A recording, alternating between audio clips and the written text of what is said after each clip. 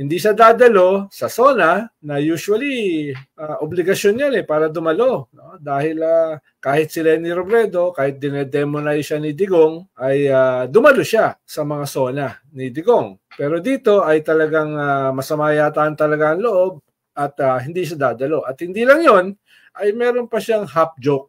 Siya yung designated survivor. In a different situation, in a different universe, baka titingnan talaga yun as a joke. Pero dahil since last year, mismo yung chief ng Armed Forces, si General Browner, ay inamin na merong mga destabilization plots.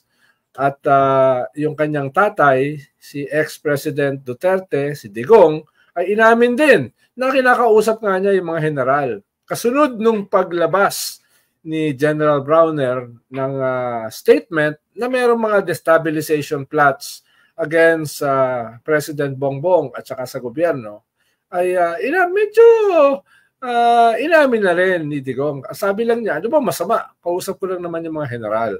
Tapos bumalat siya na kabahan kayo sa military at saka sa pulis.